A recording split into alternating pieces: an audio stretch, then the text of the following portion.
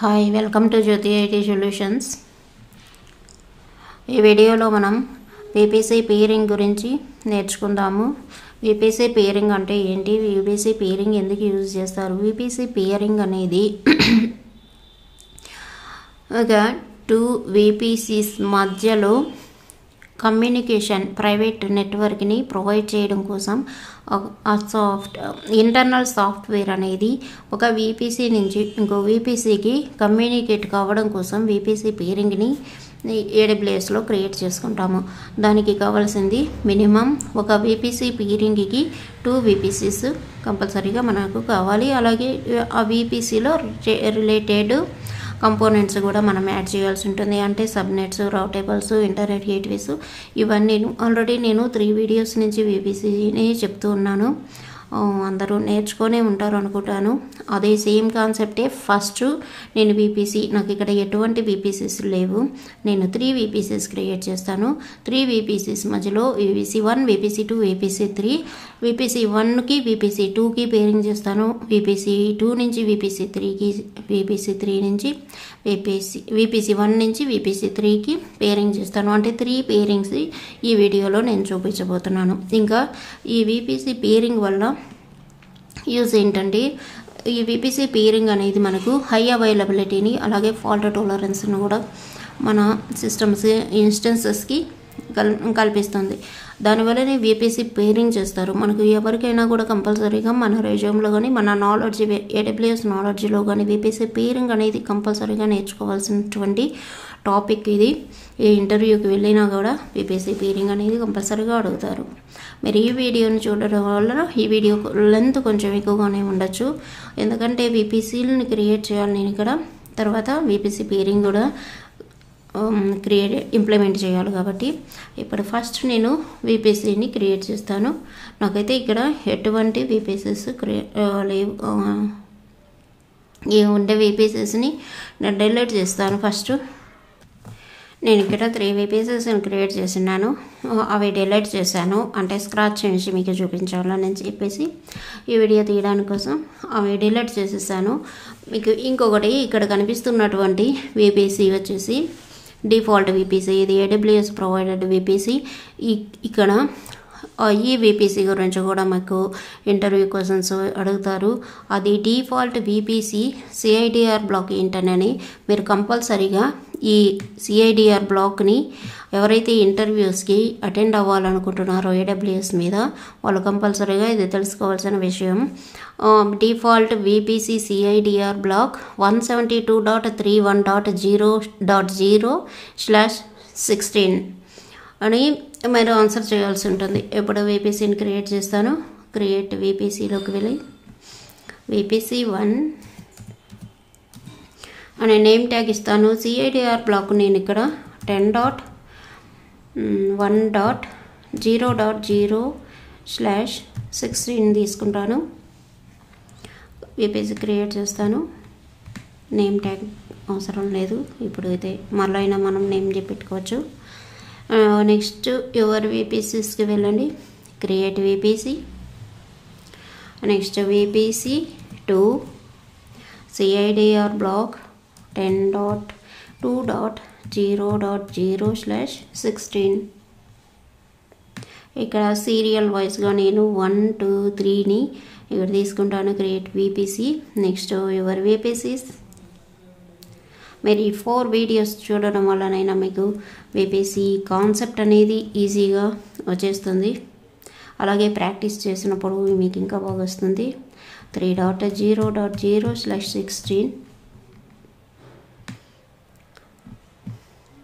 Create VPC. ఇక్కడ నేను 3 విపిసిస్ని క్రియేట్ చేశాను. నెక్స్ట్ మనం ఇంటర్నెట్ గేట్వేస్ని క్రియేట్ చేస్తాము. నెక్స్ట్ స్టెప్లో create internet gateway.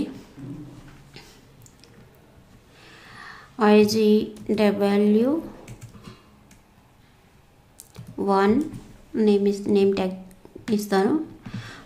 Create internet gateway. మనకు ఇంటర్నెట్ గేట్వే క్రియేట్ చేసిన తర్వాత ఇక్కడ మనం విపిసిని అటాచ్ చేయాల్సి ఉంటుంది. దీనికోసం మనం attach VPC, select VPC, VPC1 select చేసుకుంటాము. Attach internet gateway. Next one more internet gateway, అంటే ఒక ఇంటర్నెట్ గేట్వేకి మనం నెంబర్ ఆఫ్ VPCస్ని క్రియేట్ చేయడానికి ఉండదు. VPCకి ఓన్లీ వన్ ఇంటర్నెట్ గేట్వే మాత్రమే క్రియేట్ చేయగలము. Create internet gateway IGW2 name ఇస్తాను.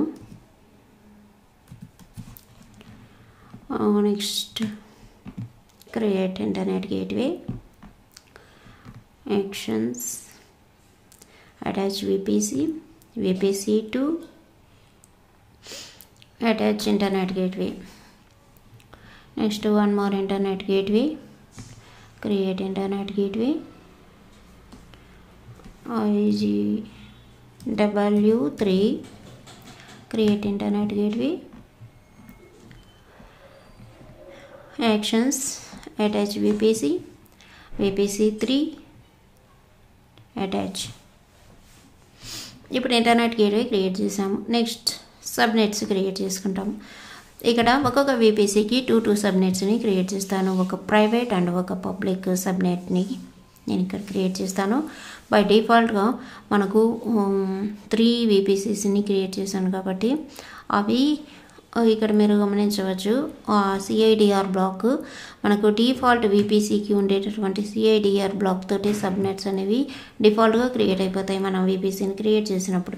ఇప్పుడు మనకు కావాల్సినటువంటి సబ్నెట్స్, ఇక్కడ ఎన్ని సబ్నెట్స్ కావాలి అంటే ఒక్కొక్క VPCకి 2 సబ్నెట్స్ కావాలి, ఒక ప్రైవేట్ అండ్ ఒక పబ్లిక్ సబ్నెట్. దానికోసం నేను 3 VPCస్కి 6 సబ్నెట్స్ని క్రియేట్ చేస్తాను. ఫస్ట్ పబ్లిక్ 1,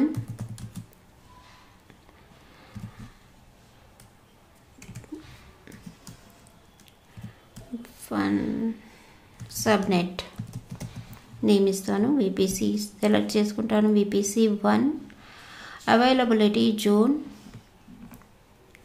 నేను ఇక్కడ అవైలబిలిటీ జోన్ US East 1లోనే తీసుకుంటాను. ఇవన్నీ నేను మొత్తం VPC పేరింగ్ అంతా US East 1 ఈ రీజియన్లోనే తీసుకుంటుంటాను. ఇక్కడ 10. CIDR బ్లాక్ రేంజ్ 10.1.1.0/24 తీసుకుంటాను. Create, close. Create subnet, name tag private 1-subnet,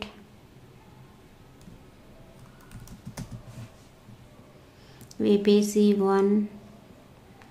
Next availability zone 1A, and then 10.1.2.0/24.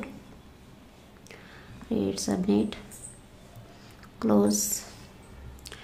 Then create subnet, name tag public 2-subnet, VPC2. ఇక్కడ నేను VPC2 సెలెక్ట్ చేసుకున్నాను. Availability zone same availability జోన్ని use చేసుకుంటున్నాను. 10.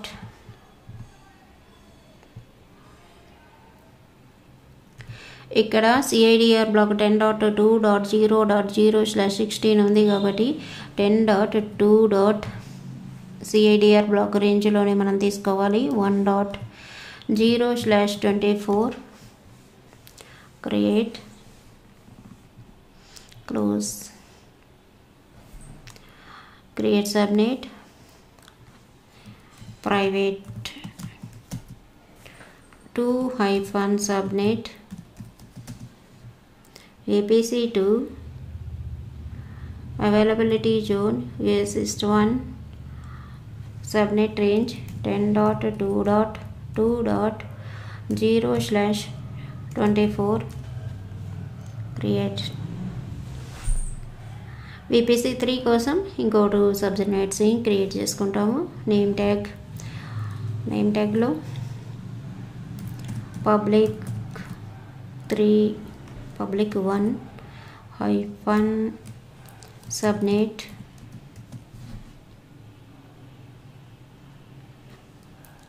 VPC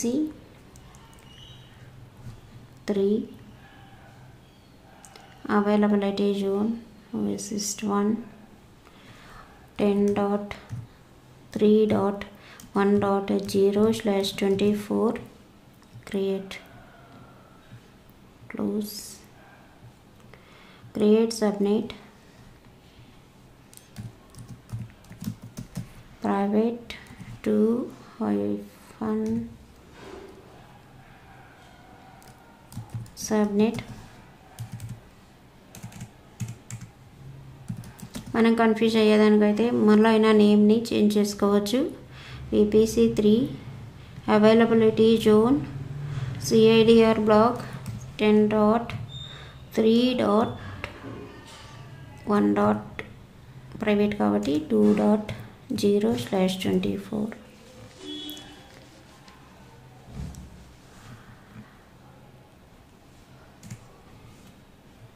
create subnet close 6 సబ్నెట్స్ని create చేశాను నేను ఇక్కడ. Private 1 2 private 1 2 వీటికి రిలేటెడ్ VPCs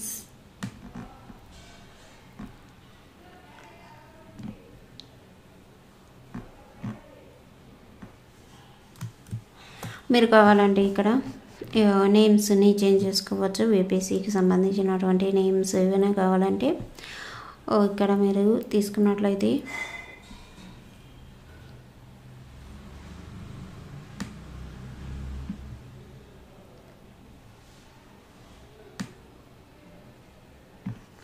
VPC 1కి మీరు ఇలా నేమ్ చేంజ్ చేసుకోవచ్చు. పబ్లిక్ 1 సబ్నెట్ VPC పబ్లిక్ 1 మీరు ఇలా public 1 private 1 public 2 public 3 private 3 అని ఇలా నేమ్స్ పెట్టుకున్నట్లయితే మీకు కన్ఫ్యూషన్ కాకుండా ఉంటుంది. ఇప్పుడు నెక్స్ట్ స్టెప్లో మనం ఇంటర్నెట్ రౌట్ టేబుల్ని క్రియేట్ చేస్తాము. రౌట్ టేబుల్స్కి వెళ్ళండి. ఇక్కడ మనం 3 రౌట్ టేబుల్స్ని క్రియేట్ చేయాలి. 6 రౌట్ టేబుల్స్ని క్రియేట్ చేస్తాము. ఇక్కడ కూడా పబ్లిక్ 1-RT నేమ్ తోటి ఒకటి ఈ VPC 1కి క్రియేట్ చేస్తాము. క్రియేట్ క్లోజ్ పబ్లిక్ 1 క్రియేట్ అయింది. Create name tag private 1-RT VPC 1 ఒక్కొక్క VPCకి 2 రౌట్ టేబుల్స్ని క్రియేట్ చేసుకుంటాము. క్రియేట్ రౌట్ table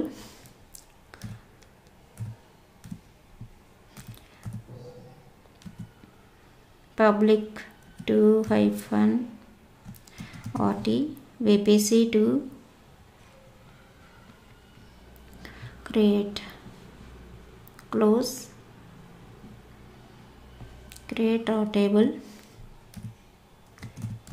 private 2-RT VPC 2 create close create route table public 3-RT VPC 3 create close create route table private 3-RT VPC 3 create route table. రౌట్ tables కూడా create అయిపోయినాయి. 6 రౌట్ tables. వీటికి internet గేట్వేని అలాగే సబ్నెట్స్ని associate చేయాల్సి ఉంటుంది. First మనం public 1-RT private 1-RT public 2-RT private 2-RT public 3-RT private 3 RT ఆ namings కరెక్ట్గా ఉన్నాయో లేదో ఒకసారి చెక్ చేసుకున్న తర్వాత పబ్లిక్ 1 RT తీసుకుంటాము. రౌట్కి వెళ్తాము.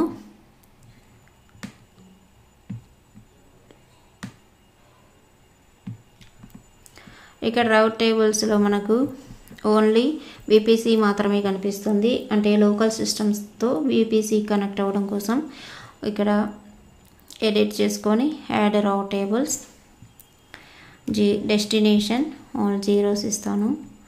టార్గెట్ ఇంటర్నెట్ గేట్వే, ఎందుకంటే ఇది మనకు పబ్లిక్ రౌట్ టేబుల్ కాబట్టి ఇంటర్నెట్ తోటి మనకు కనెక్ట్ కావాలి కాబట్టి ఇంటర్నెట్ గేట్వేని ఇక్కడ ప్రొవైడ్ చేస్తాము. క్లోజ్. నెక్స్ట్ సబ్నెట్ అసోసియేషన్కి వెళ్ళి ఎడిట్ సబ్నెట్ అసోసియేషన్లో మనం పబ్లిక్ 1 సబ్నెట్ని తీసుకుంటాము. Save. Next public 2 RT,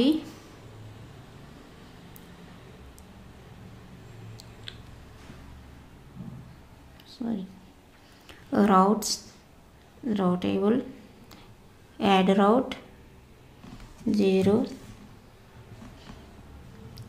next internet gateway IGW2 తీసుకుంటాం. ఇక్కడ save route tables. Close. Subnet association edit public 2 subnet, ఎందుకంటే పబ్లిక్ రౌట్ టేబుల్ కాబట్టి. నెక్స్ట్ ఇక్కడ పబ్లిక్ 3 రౌట్ టేబుల్ తీసుకోండి. సెలెక్ట్ చేసుకుంటాము. Routes edit routes, add route 0. Then internet gateway 3. Save routes. Close. Subnet association added subnet association public 3. ఇక్కడ మీరు చూడొచ్చు public 3 RT ఉంది. దానికోసం నేను పబ్లిక్ సబ్నెట్స్ని సెలెక్ట్ చేసుకుంటున్నాను. నెక్స్ట్ నేను ఇక్కడ పబ్లిక్ పార్ట్ అయిపోయింది. ఇప్పుడు ప్రైవేట్ రౌట్ టేబుల్ ప్రైవేట్ 1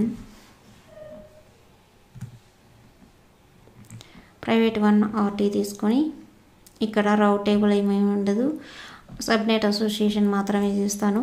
ప్రైవేట్ రౌట్ table private subnet 1. Next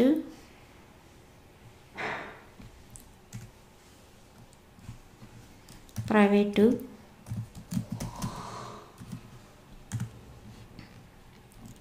subnet association private 2 subnet select చేసుకొని సేవ్ చేసుకుంటాము.